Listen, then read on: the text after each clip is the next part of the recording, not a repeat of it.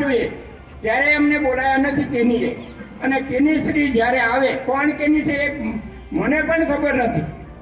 હું મૂળજીદળ કેળવણી મંડળનો મંત્રી છું, બીજા નંબરમાં એસએમસીનો સભ્ય છું અને એક હાઈસ્કૂલનો પૂર્વ પ્રિન્સિપાલ છું. એ દ્રષ્ટિએ મને આમાં રસ છે એટલે હું આવું છું. મારે ન બોલવું જોઈએ આવા સમયે. આ ખરેખર આવા રસની અંદર ભંગ પાડવા જેવું છે.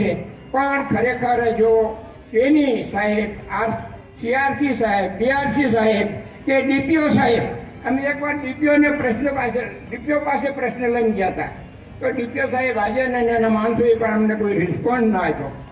જો આવી જ પદ્ધતિ આવશે તો આ આપણો ઉત્સાહ ભાંગી પડે છે.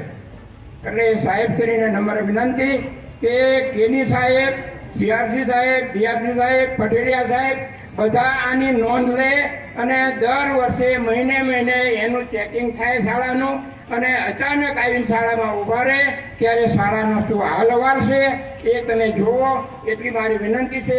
આ ઉત્સાહ કાયમ જળવાય રહે એમાં ગામનો અમે પૂરેપૂરો સહકાર આપશું. અને બધા જ માણસો, વાલીઓને પણ વિનંતી કરું કે આમાં તમારે પણ સહયોગ આપવો જોઈએ. આ કાયમી આપણો ઉત્સાહ જળવાય રહેશે.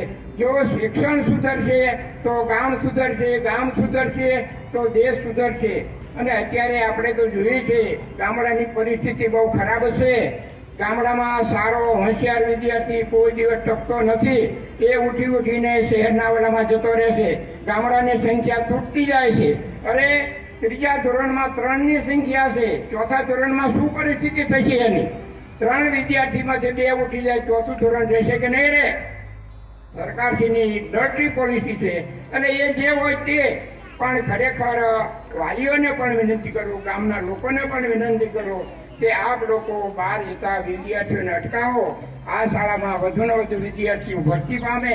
અને શિક્ષકોને પણ નમ્ર વિનંતી છે કે સમયસર શાળામાં આવે, સમયસર શાળામાં વિદ્યાર્થીઓ છૂટી ગયા પછી એ ઘેર જાય અને સમય દરમિયાન શાળામાં સારું શિક્ષણ આપે. હું 1-2 વિદ્યાર્થીને ઊભા કરવા માંગુ છું. એ આવીને ચોથા ધોરણના વિદ્યાર્થીને પછી એને 21, 22, 23 એની ખબર નથી પડતી. કેળવણી સાહેબે એ ક્યારે આવી ચેક કર્યું છે શાળામાં? નથી કર્યું. નહીતર એનું પરિણામ ન હોય. અફસોસ, દિલગીર છું. હું એક શિક્ષણનો જીવ હતો, સામાન્ય માણસ, એટલે મારે બોલવું જોયું. અને ગામનું તમારું બધાનું ધ્યાન દોર્યું છે. સરસ મોકો છે. સાહેબ એની નોંધ લે છે, કેની સાહેબ નોંધ લે છે અને ડીપીઓને બધાને જાણ કરશે અને ભવિષ્ય શાળાનું શિક્ષણ સુધરે એવી હું આપ સૌની અપેક્ષા રાખું છું. અને સાહેબને પણ